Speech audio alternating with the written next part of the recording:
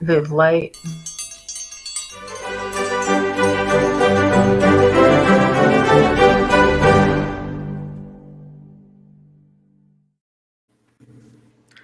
Welcome to the Movie Potluck. I am your hostess, Jen. I am coming to you from Maui, Hawaii. It's a little bit warm here today, but I think we can manage a bit of. Sorry. I feel I feel so bad for everybody that's experiencing crazy weather. I guess I should just say it that way. Okay, so this week we decided to do the 1960s as our theme slash, let's just call it our genre. I don't even know if you could call the 1960s a genre, but I'm just going to totally lump everything together there. This is such an iconic filmmaking decade. It is defined by so much culture and counterculture, and the decade itself was just larger than life. In the 1960s in Hollywood, there was this glorious transition from these powerhouse epics to these very small art house films. Directors offered their takes on culture, and Hollywood itself was trying to maintain dominance over movies as an industry. Contracts with individual artists were coming to an end, and instead, well, I should say instead, but it offered up this opportunity for up and coming actors and actresses that we hadn't seen before, giving them a chance to really become what we now call the superstars, the A level actors on screen. But in the beginning of the 1960s, it was kind of a new dawn of filmmaking. If you look at the film Spartacus, which will go back to 1964, it was an epic in every way. It was just a standard of epic filmmaking. Powerhouse performances, exceptional cinematography, an ageless story, and a kind of screen presence with actors that everyone recognized. It was just absolutely amazing. And then if we contrast that with 2001: A Space Odyssey from 1968, that was a stunning story with cutting edge effects for its time, but its approach to storytelling was very different with a more art house rendition. Soundtrack played a huge role, but very different than in Spartacus. And you can kind of see a full evolution happening over that decade. So, what happened in the middle of the 1960s with movies? Well, a lot. In 1963, the movie release of Cleopatra put this massive financial strain, sorry, not to mention the logistical nightmare on MGM. And studios kind of stopped thinking so big, and they started opting for smaller movies, smaller productions, less emphasis on the epic and more emphasis perhaps on the star power and the story within. And while it had been available for years in various formats, color became a standard, and it got a kind of a regulation during this time. Um, I'm sure anyone who's seen a movie from the 60s will recognize Technicolor as the end sort of credit with their big icon. And the reason that that is important is because in the 1960s, that's when we really started to invest in color as a storytelling and narrative technique, which hadn't really been done before. And again, you can really see that by the end of the 1960s. The split screen, which is one of my favorite sort of iconic use of a transition, well, not even a transition, but just a storytelling narrative technique, was so overused in the 1960s that I actually saw someone do a YouTube video about them and how ridiculous overused it was. It was hilarious to look at it that way. Uh, but there was another aspect to this that also kind of like the screen, and that is that the rule of thirds, which had always been sort of the only standard that you could possibly use in cinema, became less and less a standard and more.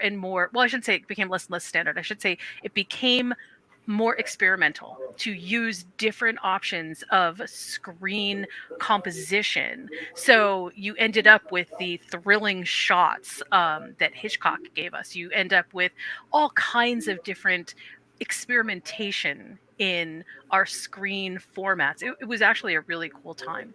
There's a whole bunch of other technical stuff, but I'll skip that and I will move right on into this piece, which I think is so important. The content of the movies in the 1960s was definitely defined by the decade.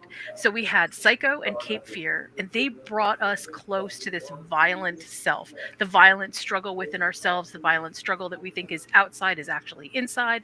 The Birds brought us face to face with the glory of Hitchcock. The Good, the Bad, and the Ugly drew out even further our love affair with the Westerns. Z, I don't know if you've all seen Z, but it is amazing. And it's a social commentary that is absolutely scathing. Lolita exposed our problems with chasing youth to the point of destruction. Ocean's 11, the first Ocean's 11, and Dr. No gave us thrillers, and love stories like West Side Story abounded. But, I mean, there's a ton more. The 60s was a prolific time of storytelling.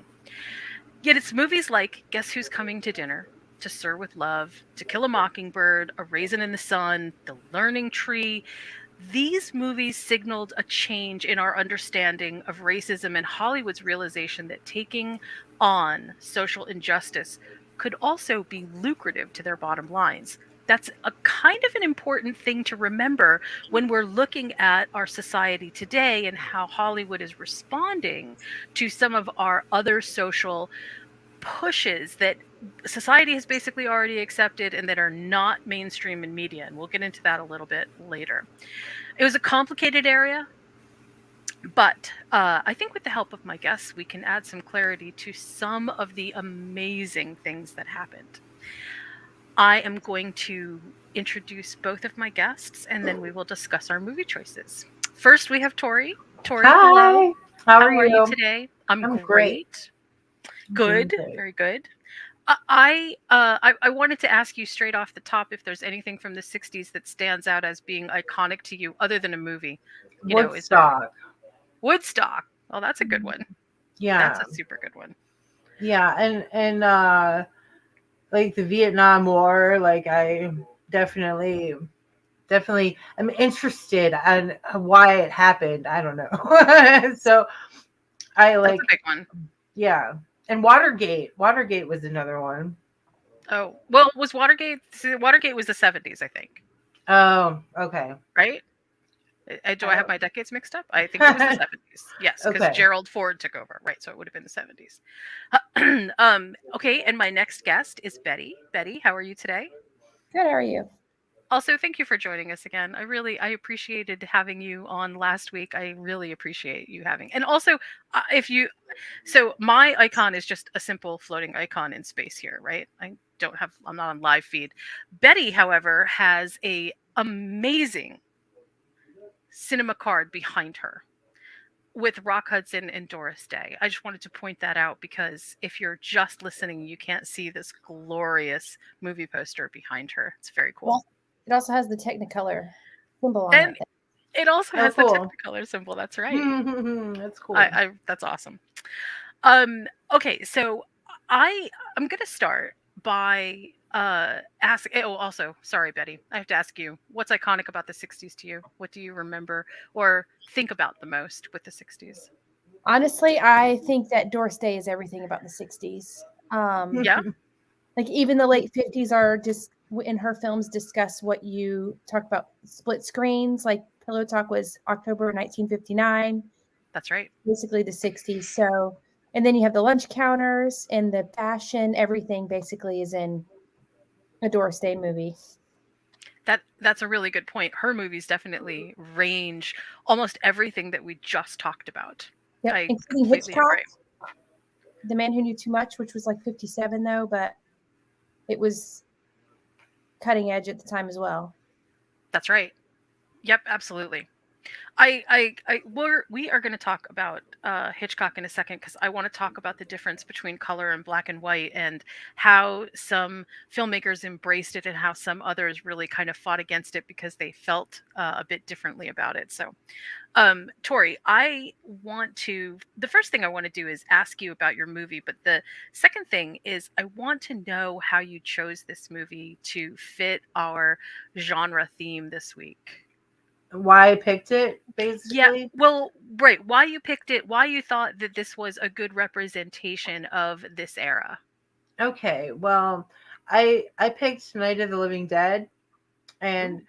yeah, and I love George Romero. He's an amazing director, and I chose it basically because his um the set for Night of the Living Dead was 20 minutes away from my old house in Pittsburgh. So like I was like, "Oh, that's so cool."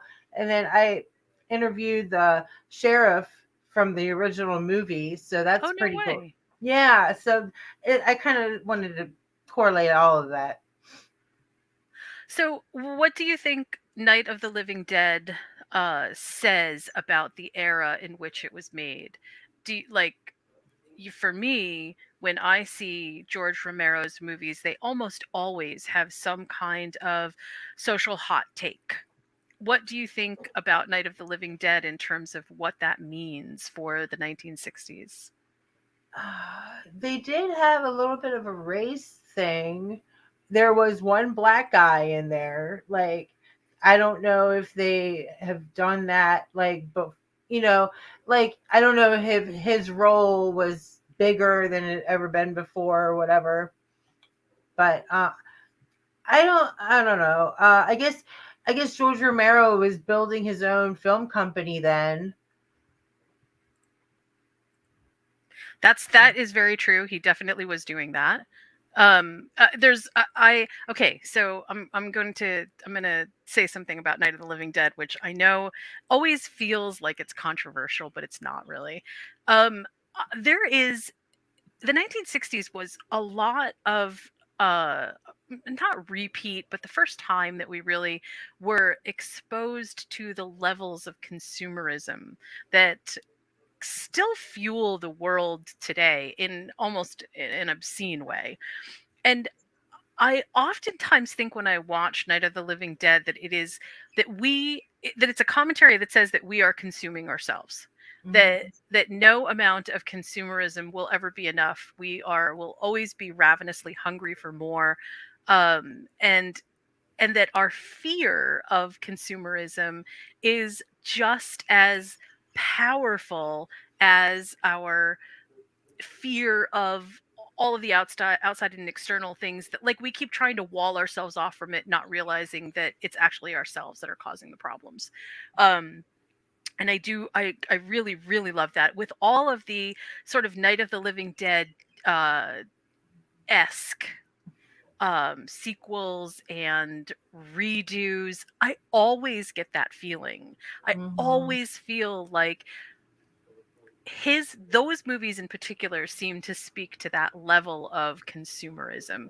But not everybody agrees. There's a lot of people that think that that's not kind of what it's about, that it really is about more existential dread, and that we at that moment in history we were still sort of emerging as a culture from the 1950s, which had been much more. I won't say that I think that the 50s were actually more structured. I think we remember them as being more structured, but there was certainly a lot more social constraints put on people, and it does feel like Night of the Living Dead tries to express some of that breakout. Mhm. Some of that g- that that that that the whole idea of being alone at that farmhouse was, Mhm. you tell you know what, you tell me rather than me tell you. You tell me, what do you see about that? Being alone in the house. Well, just the idea of being under attack from something that is so clearly unstoppable. How do you see that? How do I see that? Yeah. Like, is this a scenario? Like, am I like in the in the house and like Sure. alone? Okay, all right. So I guess I would say that I would not even worry about boarding doors and windows up because they're going to go through them anyway. I would save that wood and build booby traps and shit. I don't know if I had time because they did walk really slow. So They did. There Do was- you, do you think that Romero's because this ties into another 60s movie which is also of the horror genre, which I absolutely love, and that's Rosemary's Baby, right? And so where we have one with Night of the Living Dead, which is basically like death is inevitable. um you will be consumed by death no matter how fast or slow you walk. It doesn't matter, they will get you, just like death comes for us all. And then we have Rosemary's Baby, which is basically like everyone should believe in original sin because we're just born that way. We are born evil. Which is such a weird statement. Um, but it's one of those things that's like, you have death is inevitable, and then you have uh, even life at the very beginning can be absolutely horrific. Those running the gamut between that are a ton of other horror movies in the 60s, but I like the fact that we close out the 60s with Rosemary's Baby and we kind of have Night of the Living Dead stuck in there. It's kind of an interesting juxtaposition. yeah. Is there any other horror movie inside of the 60s that you feel really compelled about? The Blob. The Yeah. Blob. Yeah, Oh I my. liked. Is it didn't there was Frog Island, Island of the Frogs. It's kind of obscure, but it's about these frogs that take over an island. It was funny. I Now liked it. the original Blob, right, was I you know what, I think I know that movie actually. That it's like, yeah, that is actually a good that's like Night of the Lepus to me. Yeah, The Night of the giant Lupus is bunnies, good. yeah. Yes. It's now the Blob being because that came out in 1958. That I think actually was one of those movies that was like, it was actually scarier in black and white than I think it could have been in Technicolor, because we Yeah. just didn't have the right technology to make that work in Technicolor. I feel like that would have been a mess. So I'm really glad that we have the original black and white Blob. Yeah, me Okay, too. Betty, I'm going to move on to you. I'm going to give you the floor and tell us all about your movie choice, why you chose it, and give us your best introduction to Doris Day. Tell us everything. Oh, I love me some Doris Day. So basically, I chose That Touch of Mink with Doris Day, obviously Cary Grant. I chose this because I feel like she's the quintessential 1960s icon. And basically everything is in that movie. Since I couldn't choose Pillow Talk because it was 1959. You have the fashion. There's literally a fashion show where he's buying her clothing. You have the feminism of the 60s when the men are just, they're so awful. I can't figure out if they're making fun of themselves because, like, she can't get her unemployment check if the guy doesn't sign off on it and he's making a pass at her. And so basically she tricks him into giving her the check. So I can't decide if they're making fun of themselves or if they really just thought those were funny jokes in the 60s. And then you have the lunch counter where she goes and they used to have these um, things at the lunch counter where you could just open up a little box and pull a sandwich, and there was her friend on the other end. So you have all of these 1960s, everything you think is beautiful about the 60s, the cabs, the New York City. And a lot of her films are like that. So you have the split screens, the fashion. In um, in Pillow Talk, they share a party line, which I didn't even know existed, where you had to share a line with somebody. And the That's guys right. are always awful, sexist, and then she wins them over in the end because she's supposedly a goody two shoes, Doris Day. And in That Touch of Mink, she won't sleep with the guy, but I guess he's trying, and they go on vacation, and she is so embarrassed and hysterical about it that she breaks out in hives and ends the trip, things like that. So I feel like, okay, I'm just gonna say who I chose, or what movie I chose and why I chose it, because I just want to compare and contrast these two actresses. So I chose The Lion in Winter. And The Lion in Winter stars uh, Katharine Hepburn. Mm. And Katharine Hepburn to me is like Doris Day is to you. She is so iconic. And I mean, she's iconic over a long period of time, but to me, there are some movies that are so branded as Katharine Hepburn. And the the comparisons that I can draw between them is that they are both super strong, and they both clearly had to deal with the movie industry as a, I don't want to say that it was terrible for them, but I can only imagine that it must have been at times absolutely terrible. Um, we joke now about misogyny being somehow um, like, well, maybe it couldn't have been that bad. And I feel like sometimes movies really are trying to pinpoint specific, say no, actually they really were that bad, not as a social commentary on themselves, but as a, look, this is what we expect women to be in this role, this is how they are supposed to be.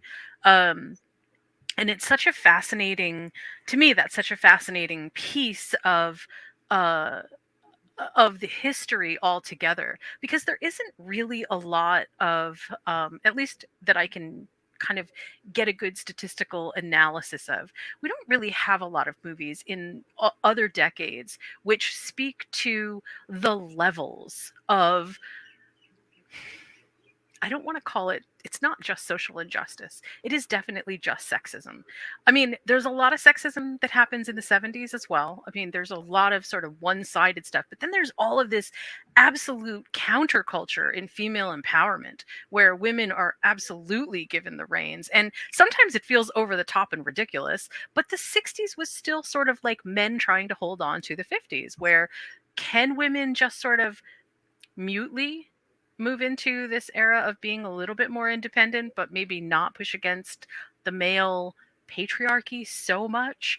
And even if you look at some of the comedies around the time, what's always funny is how a woman is hysterical, is how a woman is like, those are the running jokes of what people found funny. Isn't it so funny that she was so shy that she had to run away, or those kinds of things. And again, the 60s was such an interesting transition time that sometimes I think we are very far removed, and yet at the same time that wasn't that long ago, But right? it also That, seems like we're still doing the same things that they did then. and also there's that, right? Like women are not allowed, we're not allowed to appreciate and enjoy sex. Like she had to be coerced into it. Yep, that's a big one. Yeah, all of the men had to coerce her into it, and they still kind of want to think females are the same way. Because if you were coerced into it, it meant that you could still keep your good reputation. Or no, well, not really, but you would be To go less. regulate. Yeah. It would be- Like like she didn't just sleep with me because, I'm me. It was because, I'm good. Like I did something. I earned it. exactly. Yeah, I earned it. There you go. Yeah. Yes. I, my kid and I had this conversation about TV shows, and how TV shows used to. There was a big thing about not showing couples sleeping in the same bed, like that was just not. You couldn't do that. I love Um, Lucy. and right, I Love Lucy. And how odd that is to us today. Like, that is, like, now if we see people sleeping in separate beds, we would go, "What? Why are you sleeping in Are separate they beds?" bunk beds? It would be cool if they were bunk beds. I mean, to me, in my head, I would be like, "Oh, are you guys not getting along? What's Right? happening here?" Right? Um, so obviously, our ideas definitely changed from the cultural standpoint. And one of the reasons that I chose Lion in Winter is because Lion in Winter is basically told.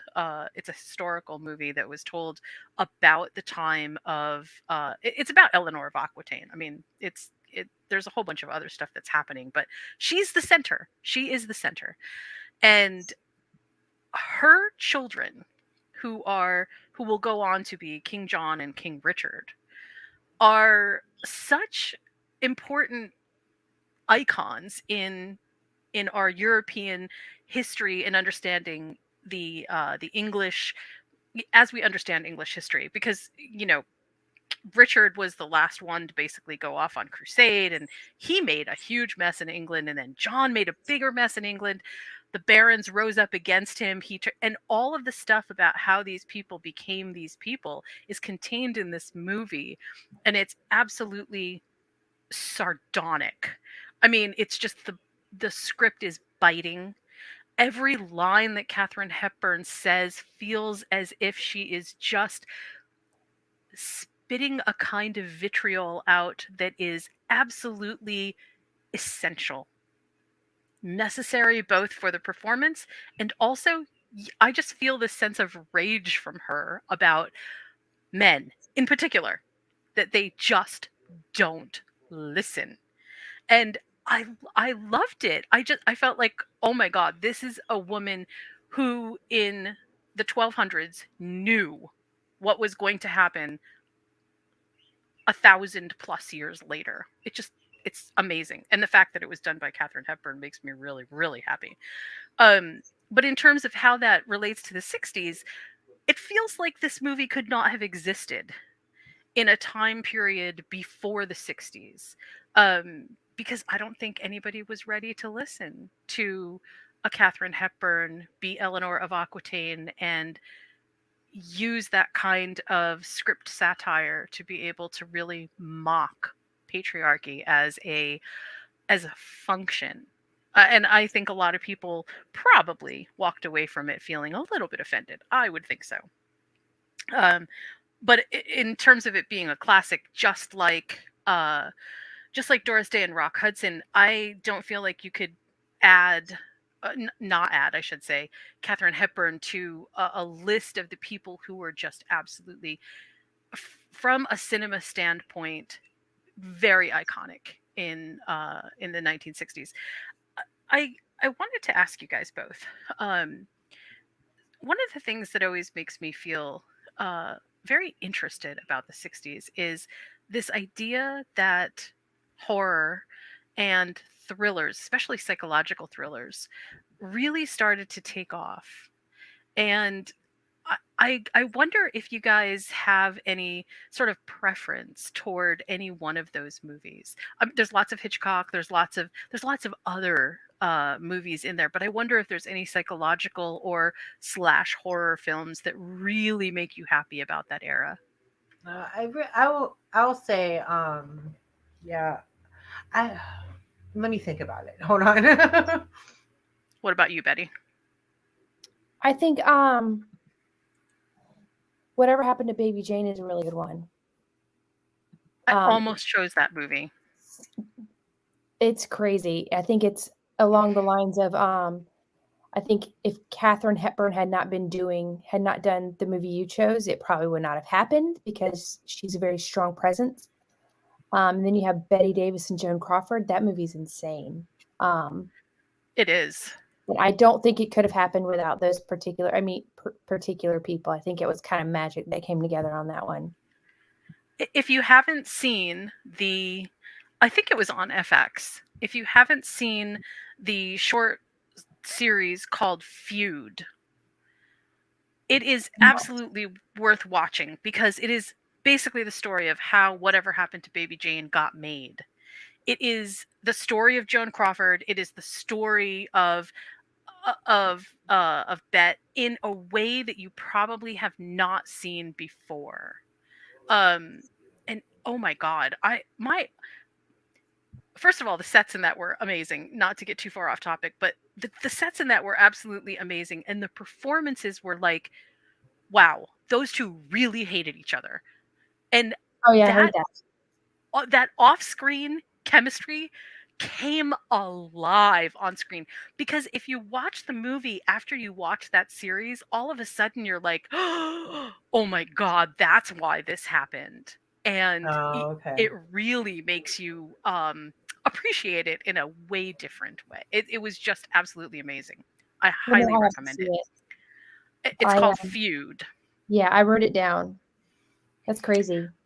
I never Um, heard of it. so Oh my gosh, really? Wow. Okay. Yeah. Yes, I highly recommend it. Absolutely, everybody who is a fan of especially that movie, but is a fan of those two careers, it is 100% worth watching. And it's short too. It's not there's not that many episodes in it, so it's just a one run kind of a thing. Um, okay. Did you think I of one, Tori? Yeah, Oh, I I'm want sorry. Go ahead, to. Betty. I'm sorry.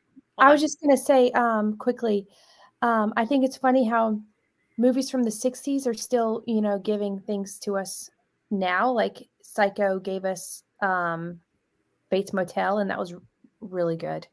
Oh, Um, absolutely. anyway, sorry. Okay. I if I can go back to just that for 1 second, the decade of the 1960s in terms of this genre, I'm going to move to a different genre in a second, but in terms of this genre, horror movies from the 1960s are sort of like foundational property for a lot of stuff that we build now. And a lot of it is due to Hitchcock, but a lot of it is also due to some of the things that we were just sort of experimenting with. Fearless vampire killers, I'm sorry, killers was one of them. We had a whole slew of Godzilla movies, which Yes. are just like, I mean, I know that they're not technically horror, but they're monster movies. I think they were supposed to be scary. Building on um special effects and things like that. y- Yeah.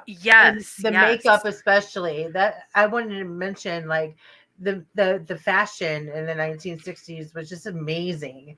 Not to get off topic either, but like I think that if Katherine Hepburn wouldn't have been such a iconic figure if she didn't have such nice clothes, you know.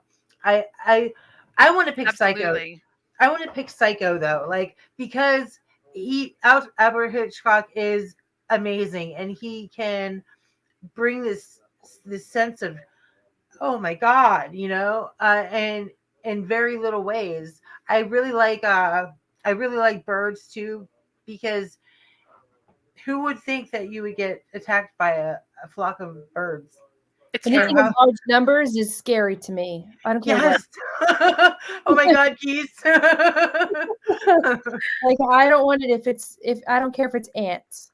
If you're like in if it's an anthill, I'm scared of it. I I I I have to tell you that when I think I was maybe 8, maybe 9, I don't know.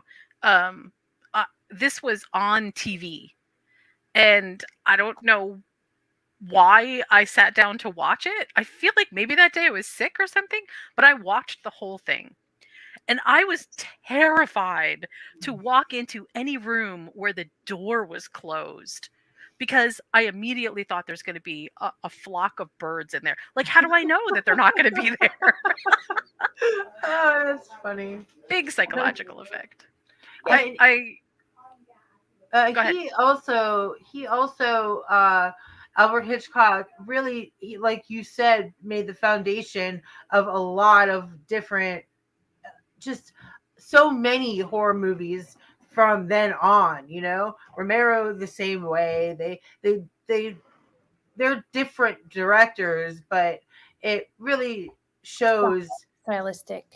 Yes, they're different styles. Yeah, But they have one like a specific style kind of. Yeah. yeah, it's very you know, you'll know without knowing that that's, oh, that's a George Romero film, or oh, that's an Albert Hitchcock film.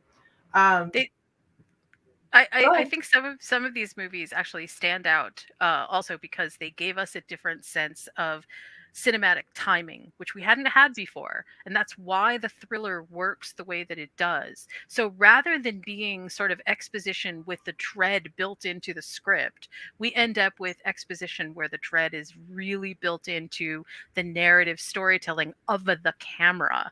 The camera shots, the low angles, the close-ups, the extreme sense of almost existential dread based on just where you are in relationship to the action on the screen. And that I think is really scary. Her reaction when she goes into the room with all of the birds is really just a series of takes with her being sort of bombarded with things being thrown at her and stuff, right? And it looks terrifying enough that we don't need to see everything in order to be scared. I feel the same way about Rosemary's Baby. We never actually see Rosemary's Baby at the end, but we know that it is absolutely horrifying to Rosemary because that's clearly something that she didn't expect. And I feel like that's actually really good because on the other side of that, we have Vincent Price and all of the Vincent Price movies where there's a lot of show. I mean, so much show that it almost feels like we are not missing anything, right? But his Well, sense of, go ahead. well, not to get away from Hitchcock for a second. One of my all-time favorite, movie scenes is from The Man Who Knew Too Much. Like you have this whole buildup where they took the kid, and then they're Oh, in that's the right. same house or the same mansion or whatever with the child, and the kid starts whistling, and after I guess Doris Day sits down and she's playing the piano, and she looks absolutely tortured, but she's singing amazingly. And then all you see are shots of like long hallways with the whistling, the kid whistling. Right. And then you see what's his name? Jimmy Stewart like hearing the kid, and like all of this buildup to go and find the child that's in the same house as them while also distracting everybody. And then at the very end, like right before they catch the kid, like right when he finds the kid, they show up with guns. It's like one of the most like suspenseful moments, and Doris Day pretty much carries it. Yep. Yep. It's just I with his I voice. agree. It's crazy. With, Like, and without having to have expanded dialogue throughout that, it is all oh yeah, very much done with these long cinematic techniques, which still carry to this day. It's so funny how when people go back and sort of reinvent what was done, especially in the 1960s, we yes. always end up with these amazing results. Oh yeah. So, And funny side story with Hitchcock and Doris Day, she was not having a good time with him on set because she's like, he's not giving me any direction. I have no idea what I'm doing. And apparently he was like, it's because you're perfect and I have nothing to say to you. oh And my so, god. Well, so well then. Wow. because she That's was doing awesome. Wow. amazing. I mean, and watch it, That's she's doing amazing. Yeah. that's a compliment and a Oh half. yeah, exactly. Oh But it my was stressing gosh. her out at first. She's like, I don't know what I'm doing. Oh my gosh. That is amazing. I I I I I think to go back to what I was talking about just a second ago, right? Which was the whole Vincent Price piece. There's other guys like Vincent Price too. Um, um, I'm trying to think of a great way to put this so that it doesn't, because I'm not trying to um, dismiss the whole Vincent Price era because it was huge and people were so drawn to it. But it there's no way that we can look at that now and not feel like that is campy. It just feels campy. Um, and that's one of the side effects I think of some of the stuff in the 1960s, which was some stuff really did transfer and it became sort of evergreen. And then some things really they're just such a product of their time that it's hard to look at them now and not feel like, oh yeah, that was so just part of this time. It doesn't translate very well. It didn't age well. It just Like isn't sort of, go like ahead. 90s sitcoms. Yes. Yes. Those were the very of their time. And then, and then we still have sort of controversial films from the 1960s, which I feel like will never not be controversial. I don't know how many times I have brought up the film Lolita and not been able to even have a simple conversation about that movie because people get so upset about it. Oh my Um, God, yes. right? It is so odd. And there that's not the only one. I mean, in the 1960s, I feel like everything was controversial. With Guess Who's Coming to the Dinner was probably pretty controversial. that's what Probably I was going still to is. say. Yep, Yeah. the movie that I chose in the beginning to talk about, Guess Who's Coming to Dinner, was Katharine Hepburn. absolutely, yep, and also and also Katharine Hepburn. I don't know why I didn't put that together, but even Midnight Cowboy at the end of the 60s was ridiculously controversial, and by today's standards, it feels tame. I mean, maybe a little, but definitely not the amount of hype and sort of over sensationalism. I still remember listening to somebody from a news broadcaster's voice, kind of an audio clip that talked about Rosemary's Baby as being one of the scariest movies that he had ever seen. And he was warning audience members, don't bring your girlfriends and your wives if you think that they scare easily. And I mean, I, You're so I'm, delicate. I, I'm, I'm all for maybe, you should, yeah, not bring your 10-year-old. But wow, that to me was just like, wow, what a commentary on the time. I mean, honestly, like I need my man protecting me. I mean, I'm a lesbian, but I need to find a man to protect me. Someone's got to do it. That's so funny. Have a I, bodyguard. I, but I mean, if there's a free movie in it, I feel like you could probably get some people. So you're probably okay. I mean, I'm too I delicate though. Like he told me, my bodyguard told me not to. Like, well, Yes. The Rock. He told. Actually, he was like, "Let's go." He's a feminist. I Like you can tend go alone. You're fine.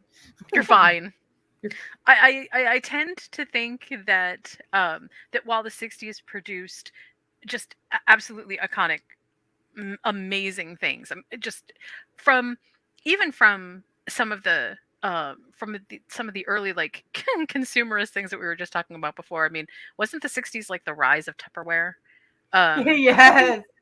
I And mean, which is weird. Oh, in the space program, oh, NASA. absolutely. Yeah. And the space, that's right. Men walked on the moon in 1969. Yeah. Yes. When women got to their kitchen and saved their food, they And said their leftovers. Yeah. women served snacks while men watched it on TV. Yes. Yeah. Yellow. They weren't even good snacks. You know, just as sort of a side note, I mean, not that this has something to do with the 1960s, but we are just now getting around to honoring women, especially in sort of biopic and partly documentary films about women mathematicians and women scientists who are really behind most of NASA's biggest gains. Like, we wouldn't have gone to the moon if we hadn't had some of the female mathematicians and some of the female scientists that we did have at the time, but they're so uncredited. Yeah. We don't hear about them. So I'm really glad that I live in the moment that I do right now to see some of these things, because I don't even know if I would know about them just by doing, can I look up or can I find out who some of these people were. Sometimes it takes something coming across my Netflix feed or something that looks interesting and all a discovery, biography or something that will alert me to some of those things. And boy, the 60s were really filled with some very powerful women. But you also didn't have the internet, so it's a little more difficult to do research. And also, yes, there's that as well. Yes. I want to touch just real briefly before we hop into our what are we cooking for dinner here? What are we bringing to the potluck? I shouldn't say dinner because you don't have to bring a dinner. I wanted to touch really briefly on the almost total shutout of women in cinematography. And the reason that I think that that's important is because it is, I think, important when we remember that while women were a force to be reckoned with on the screen, and I think we've just demonstrated that we've got a whole bunch of them, um, behind the screen and in studios, men made all the choices. So it is to me that this is sort of the transition time again between when Hollywood and studios were really making and breaking actor and actresses' careers to moving into the 1970s where it became a little bit more by popular demand. And we end up seeing a lot less of the direct studio control, and we start seeing a little bit more of women being involved. And at least women in the 70s had like there could possibly be women behind the scenes as Foley editors or editing assistants, and like, I mean, it was opening up just a little, but wow, was it ever closed, like really closed to women. You were an on-set assistant. You were basically a secretary if you were Yeah. working on a film, or you were in charge of catering or something like that. I The reason that I wanted to say that is because for all of our movies that sort of highlight what I think we can say are these iconic performances and had all of these great pieces attached to them, it was still such a shutout when it came to any of the artistic kind of direction. Can you imagine if we had a female Alfred Hitchcock? I mean, the things that could have been explored would have been just absolutely astounding. And I know, hindsight's 2020. You can't really look back and say what might have happened, but I am just often astounded That by. seems like a script to me. That's when you go, what if? Right, right. Yes. And sometimes I think, we're working on it. We're trying to sort of flip some stuff around and give especially female directors and producers an opportunity to do some of these things, and they go back and redo stuff, and all of a sudden it's like, wow, okay, this is amazing. But the stigma still stands. So, all right, I'm going to ask one more question before we move into our food. Tori, if you could redo, that is from top to bottom, I should say, any movie from the 1960s, what would it be? So you get all today's technology, you get a great scriptwriter, you get a fabulous adaptation idea. Give me the movie that you would want to recast and reshoot. The Birds. Ooh, I really, even though it was iconic in black and white, I think that it would be amazing to like see how destructive the birds really are. Like I want to see what happens. I, I think I saw that movie. It was called Angry Birds, the movie. Oh, really? Yeah. No, no, no. I'm just kidding. That was not Hitchcockian at all. No, no, just joking. Okay, that's a good one. Betty, what about you? That's difficult. I should have been ready for this. Um, honestly, maybe like a hipster version of a Doris Day movie, because you already did the kind where they made fun of it with Renee Zellweger. Oh, that's right. Um, so maybe do something similar, but in today's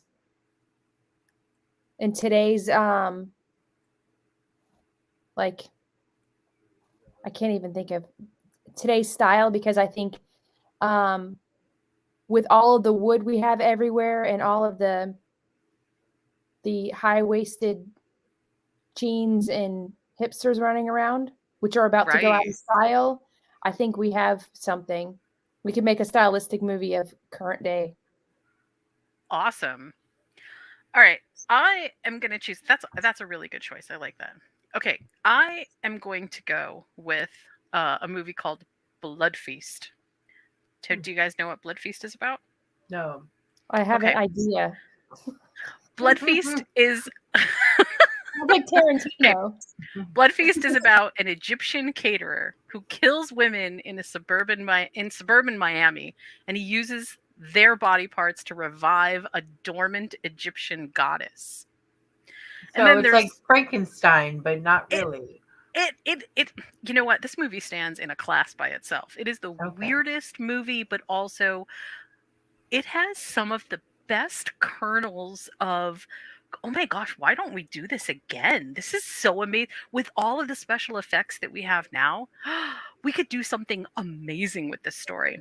But we kill the men. Um, what's that? But we kill men instead, right? Yes. Yeah, sure. Okay, we can definitely go down that road. I would go one They won't more. get offended. I would go one more click up, and I would say let's make the goddess dependent upon the blood of politicians. What do we think?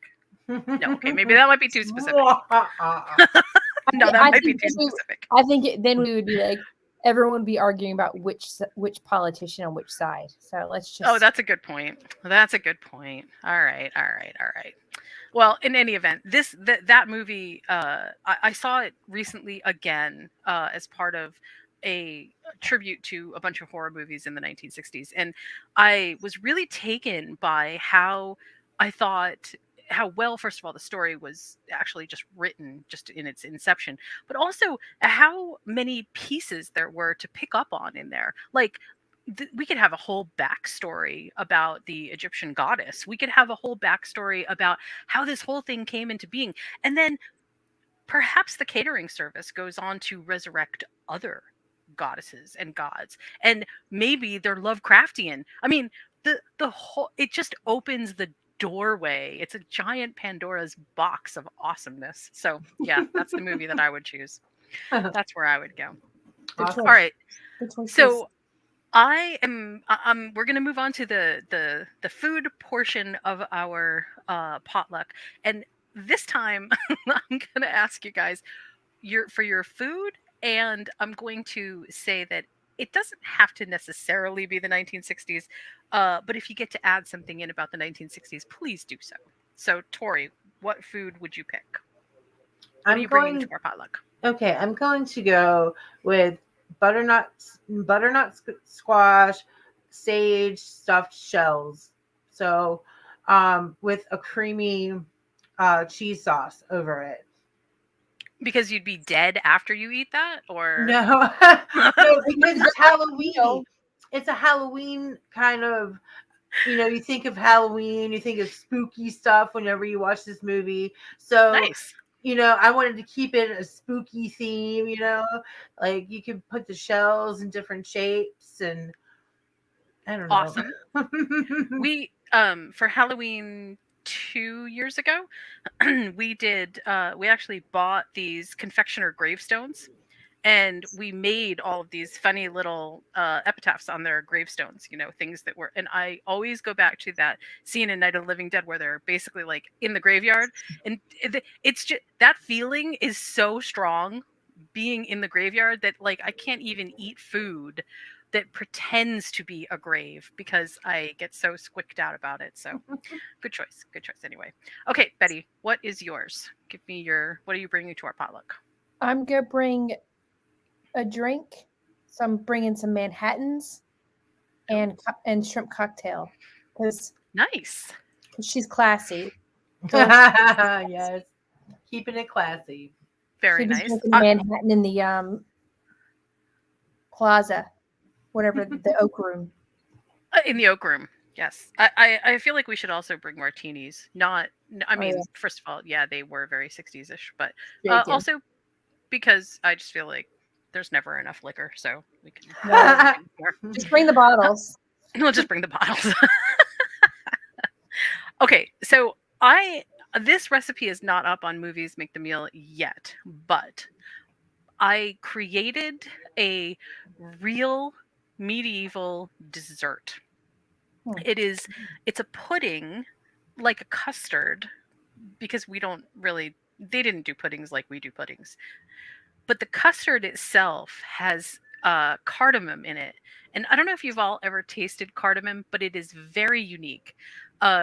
And it's one of those things that it was a huge spice hit back in the medieval days. They absolutely loved it. Um, I I'm I have to actually look to see if it is historically correct, but to me it feels like it fits the movie. I don't know if they actually had cardamom in the 1200s. They may not have. I'm not sure. I will find that out. But the custard itself sits in these little glasses that people used to basically kind of show that they were above everybody else. Only the lords and the ladies got to use these little glasses. And it was very special. It was extremely special.